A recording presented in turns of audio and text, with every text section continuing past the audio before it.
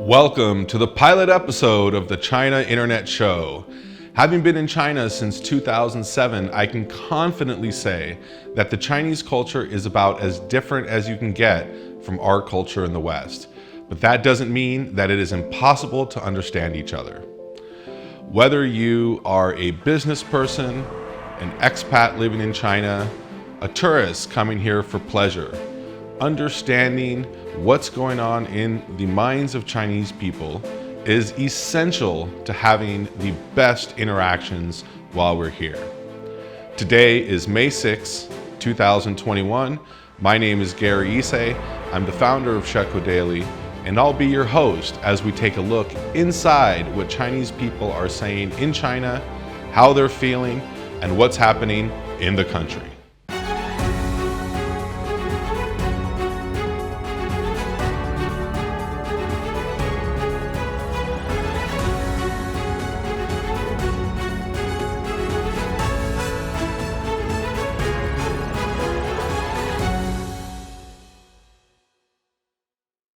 We'll start with a summary, 2 or 3 minutes of the hottest stories from China's social media, including Weibo, WeChat, Douyin, and more.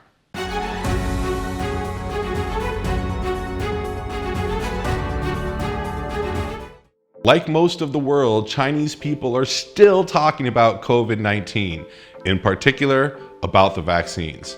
One interesting story is about a province in China that has decided to make a small change to their health code, or let me see if I can pronounce this in Chinese, Jiankanma. So this is the code that we all need to show when we get into most places around the country. If you're in China, you've seen these.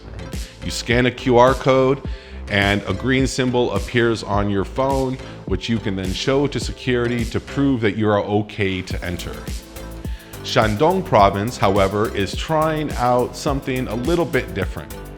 In an attempt to encourage their citizens to get vaccinated, those that do will get a new gold outline around their QR codes. So far, comments among netizens have been positive, with most agreeing that this will likely encourage people there to get vaccinated. Some people from other provinces have even been posting online that they're jealous of the new codes. In fact, we've also just heard that Shanghai has started using these new code features as well. So we'll see how it goes. In celebrity news, television stars Zhao Liyin and her husband Fen Xiaofan announced on Weibo recently that they got divorced. Zhao, shown here on the left, whose career has been on the uptick, married Feng in October 2018 and had a baby together in March 2019. Although Feng's stardom has been declining in recent years, they garnered a lot of media attention at that time. Now, stars making public announcements online about marriages and babies, etc., has always been quite common, but some netizens have pointed out that it is not as common to see this sad type of breakup announcement being made via posts on social media. Surprisingly, netizens seem to be supportive of the couple breaking up. Many have commented on Feng's reputation as a playboy, being from a wealthy family, versus Zhao's popularity for being a self-made success story with humble beginnings in rural China. All in all, most don't seem to think the divorce will have much of a negative impact on her career. Of course, they are not the only couple to have announced their divorce on social media recently. The China internet is abuzz with the Bill and Melinda Gates tweet announcing their split. The couple has asked for privacy during this time, but of course, comments are abound. A couple of popular comments on the topic include, "This may be the most expensive divorce ever." Another one is, "Women have found a way to go from rich to super rich," also referring to the Bezos divorce. So it may be too early to tell what the financial details of the split will be, but either way, this will be a topic of discussion amongst people you meet here in China for a while. We are just coming out of a 5-day holiday, and there is no surprise. Many people are complaining online that prices for goods, services, and accommodations have skyrocketed. In some cases, netizens are posting as much as 10 times the usual price, especially in tourist towns like Xiamen, which is just opposite the strait from Taiwan. So if you're looking for another conversation starter, bringing up how expensive things were this weekend will surely get people going. On a lighter note, a travel agency in China's southwest city of Chongqing is being investigated after some elderly people complained that the 16 of them were deceived when they signed up for a scenic day trip tour, costing just 18 RMB, about $2. Apparently, the scenic spot the travel agency took the group to was a cemetery. To make matters worse, it turned out to be a sales pitch. There were people there waiting for them at the cemetery in order to sell them burial plots. The city has vowed to investigate the issue and crack down on this type of behavior. I, for one, am glad to hear that. I can't tell you how many times tours booked through travel agencies have turned into sales ambushes. So netizens, of course, are laughing about this, but also feel bad, as at the heart of Chinese culture is filial piety, or a reverence for elders and ancestors. And this situation is disrespectful and offensive on so many levels. We'll move on now to our headline story.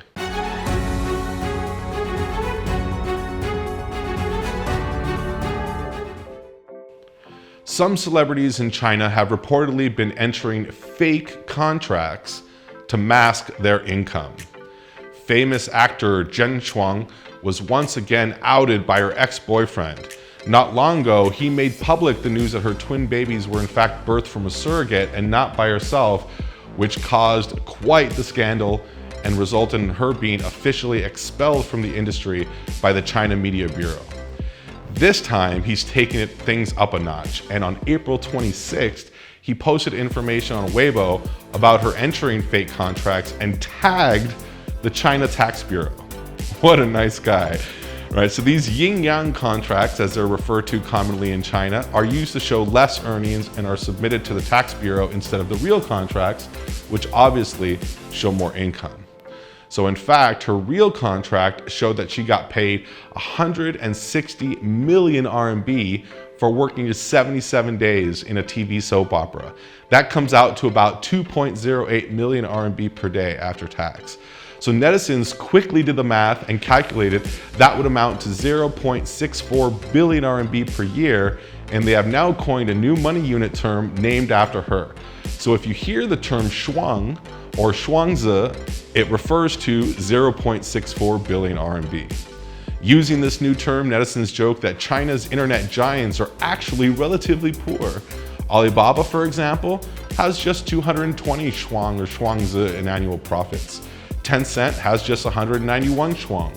JD just 77, Xiaomi just 32, and Sina Weibo a paltry 4 shuang. Zhen Shuang's yin-yang contract case isn't unique, however. Another famous actress, Fan Bingbing, was fined 0.8 billion RMB for her fake contract in October 2018, which ended up destroying her career.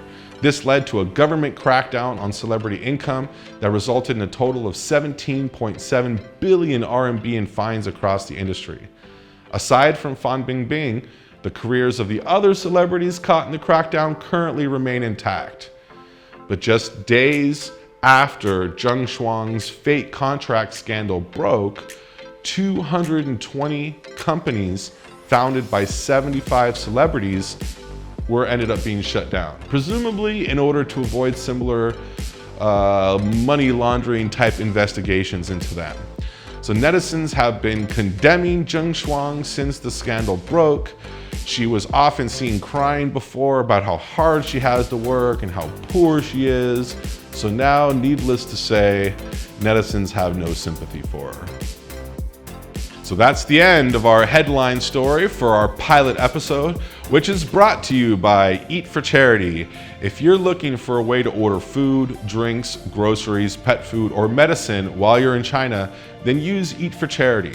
Not only can you order food for dining out at restaurants or for delivery, you can also feel good knowing that a percentage of the money from every one of your orders is donated to a local charity of your choice. So visit www.eatforcharity.cn to order or scan the QR code for the Eat for Charity mini program. Eat good, do good. So thank you for watching our pilot episode of the China Internet Show. I'd like to give a special thanks to the team that came together to make this happen. And please leave your comments below to let us know what you think. We'd love to hear your thoughts about the story, about the show in general, or any suggestions for improvements we could make. And stay tuned for the next episode.